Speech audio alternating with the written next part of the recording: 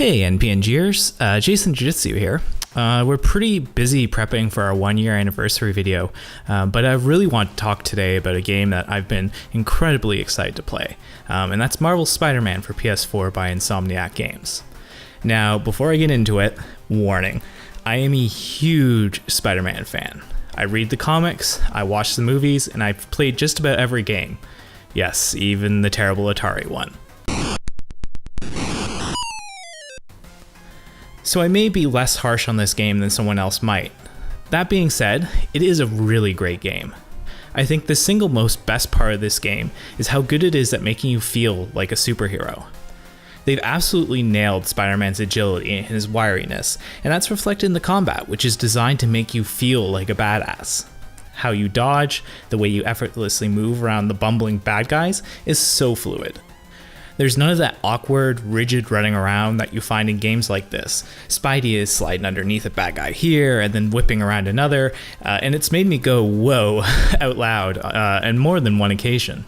My personal favorite thing to do, web bad guys to the walls. Bonus points if you can launch them into the air so that they're suspended on the wall somewhere.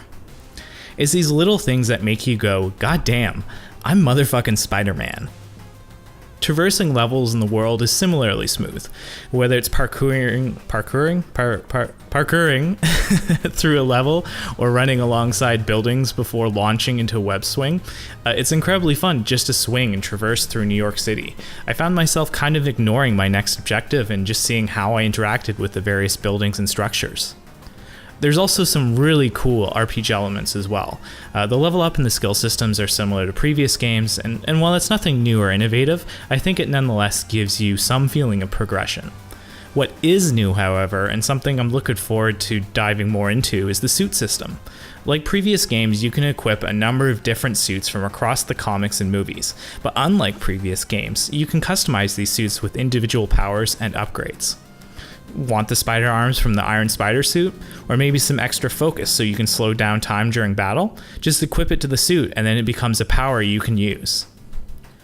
There's also a number of other attachments you can add to the suit to further customize Spider-Man's abilities. You can create all of these by collecting tokens from preventing crimes or other activities, or by finding them from the many different collectibles scattered across New York City. And on that note, I really like how they approach the collectibles. Instead of collecting like 200 feathers or 150 crystals or some other stupid generic item, you're instead collecting old backpacks of Peter Parker's that he's long forgotten about, which hold very distinct memories from his life and his career as Spider-Man.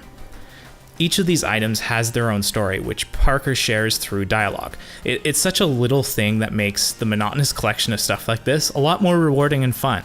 You know, I found myself actually wanting to find more, and not just to unlock something down the line or to get a PSN trophy, but to see these little snippets of Peter Parker's life. Alright, so I've said a lot of praises about this game so far, but there are a few gripes I have, even if they are minor things in the grand scheme of things. The first is QuickTime events. Come on, it's 2018. Can't we find some way to innovate? Well, the scenes themselves are cool, QuickTime events are such an overplayed and cliche thing now that I almost feel like instead of feeling the tension of the scene, I find myself rolling my eyes at yet another, oh god, you have to press the button, it's coming up, are you ready for it? Believe me, I don't know what the next iteration is, but there has to be some way to improve something that's been beaten to death over the last 11 years. The second gripe I have is some cues taken from the Batman Arkham games. There are a number of these puzzles that the player completes as Spider-Man and Peter Parker, including one where you're trying to have power flow through a conduit, and another one where you're aligning the wavelengths on a security network tower, which kind of acts as your de facto map and point of interest scanner. In my opinion, this takes you away from the reason you're playing this game. To be Spider-Man.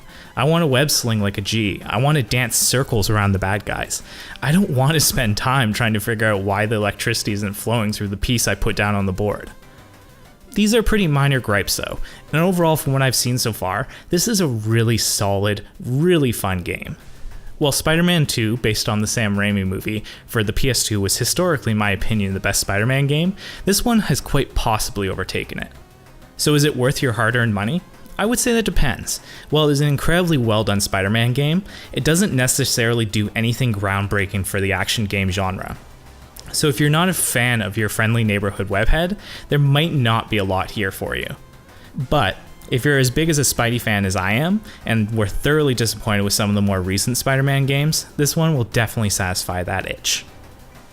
Thanks for liking, commenting, subscribing, and we'll see you on a regular episode of NPNG soon.